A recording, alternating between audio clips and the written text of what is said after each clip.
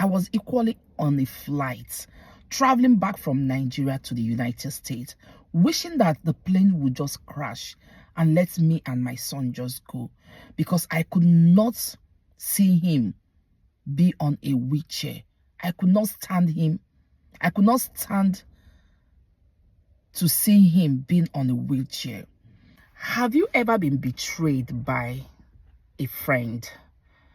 Not just a friend turned sister or a friend turned brother. You know, there are some people in our life, in our corner, they are friends, but they are more than friends to us. They are more of brothers. They are more of sisters to us. How would you feel when that person who knows everything about you, all your secrets, you girls share, turns around and stabs you, turns around and betrays you? What will you do? Hi guys, how are you all doing? Let's have a quick talk. Guys, do you know how it feels when somebody you call friend finally betrays you? How does it feel?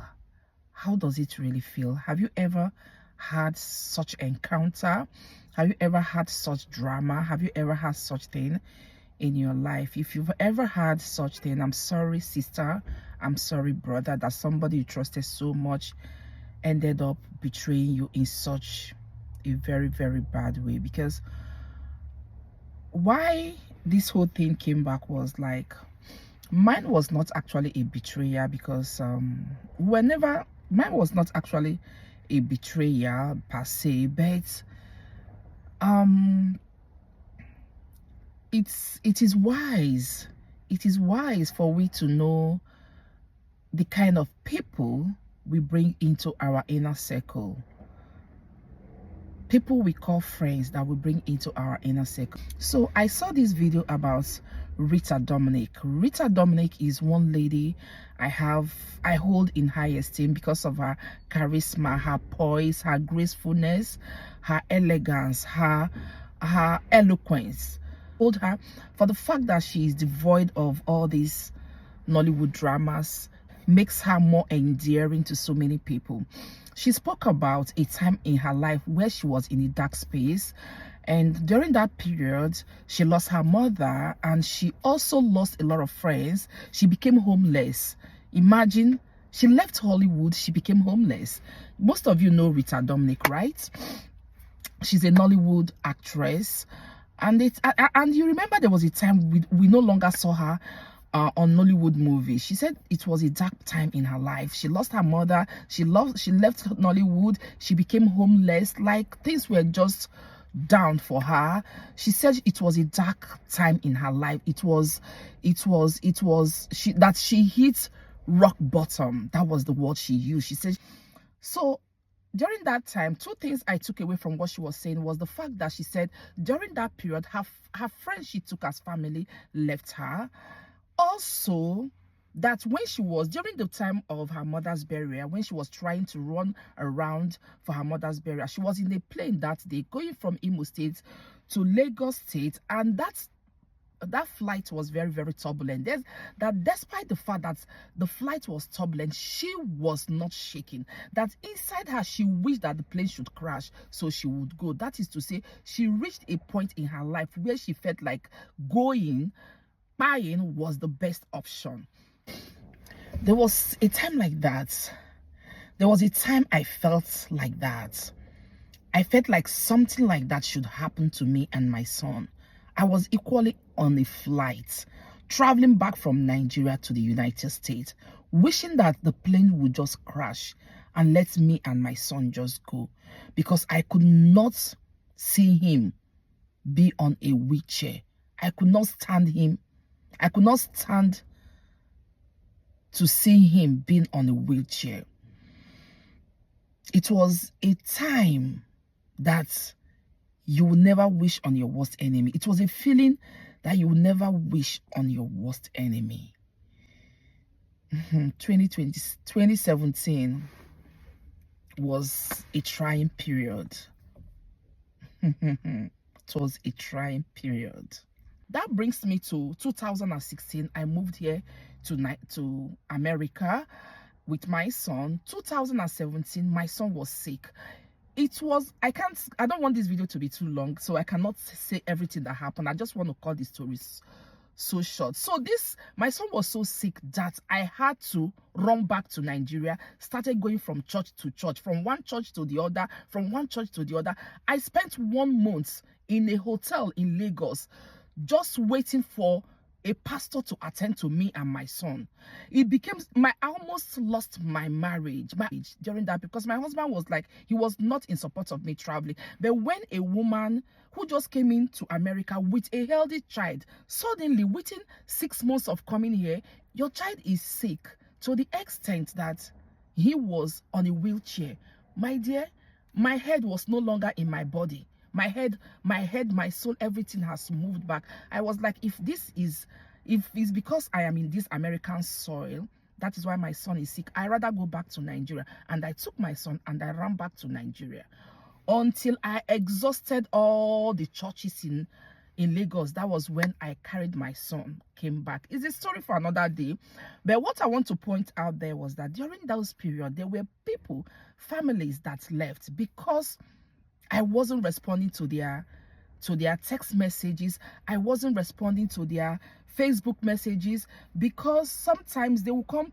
You know how you post video online and your friends will come and comment, hey, you look good, you look fine, you look. Some people took it that I was maybe jealous of them or something.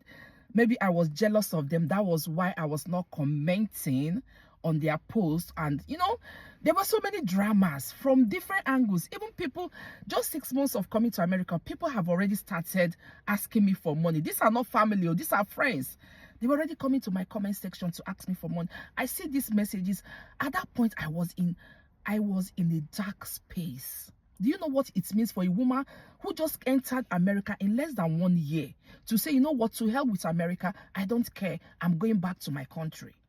Do you know what it means? That was the level I was that period. I didn't care about whatever America has to offer. All I wanted was for my son to be okay. If Nigeria soil is going to make my son okay, we better stay in Nigeria. I took my son. I went back. I almost lost my marriage because my husband became very angry. It's a story for another day. So what I'm trying to say is that there are sometimes you hit rock bottom in your life. People that you call friends will turn out to be enemies. Because one is that sometimes you are in a space where you don't even know how to explain what you're passing through to some certain people, especially if they are friends from afar. Some people will come to my comment section. I mean, then I didn't have a Facebook page. It was just the normal Facebook profile. Some people will come there. Maybe they see me online. They will start commenting, hey, how are you doing? I don't respond. I will just be on Facebook. I don't want to talk to anybody. I just want to be on my own at that point in time. But a lot of people saw it as in, oh, if she has gone to America, she's now forming like a big girl. She does not want to talk to anybody. Some felt like, oh, she does not even comment love or I like your videos. Maybe she's jealous of the fact that I'm doing better than her or something. Like so many things. A lot of people were commenting, saying a lot of things.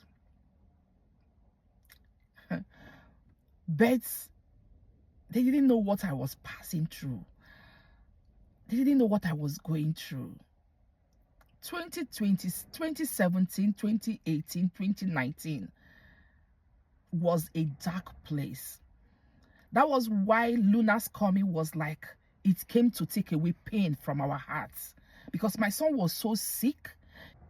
My son had 2 serious surgeries. For 2 years, my son was on a wheelchair. How do you want a mother to be on the internet, on Facebook, chatting and laughing when her only child is wheelchair bound, not knowing if he will ever walk or not? But a lot of people didn't understand what I was going through because I was not posting. I was not telling anybody what I was going through. They felt like I was not responding to them the way they wanted. I was not commenting on their videos or their posts the way they wanted. And maybe some of them felt like, oh, maybe I'm jealous of them. Let me just put it out there. Maybe I'm jealous of them. Because some people started making some comments, and that comment was directed at me. So some close friends that were very, very close, that knew what I was passing through, because when I went to Lagos, I had to contact one or two persons to just go lay my head when I couldn't pay for my accommodation again. After 1 month of spending every money I had in a hotel, I couldn't pay for accommodation again. I had to contact one or two persons.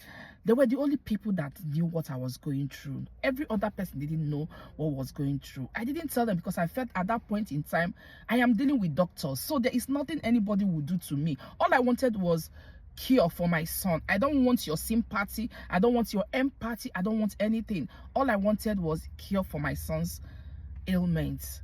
So why I'm saying all these things is that there will be a time in your life where people that you love so much, people that you call your own people you take as friend, will desert you because you're going through some certain things. When it happens, learn to be strong. It is a phase, it's going to pass. I was traumatized till tomorrow. It's still traumatizing for the whole family. We are okay. God will perfect everything that concerns us. That is all I want to say. Be careful who you call your friend, and be careful who you bring to your inner circle. Be careful, because at a point I told myself, I said, you know what, thank God that they left when they left. That made me to understand people I really, really needed. So my dear, do you. Whatever you do in life, just do you. People will learn to adjust. So whatever you do in life, just do it. People will learn to adjust. That's just it. See you on my next video, and thank you for always supporting your girl. Bye.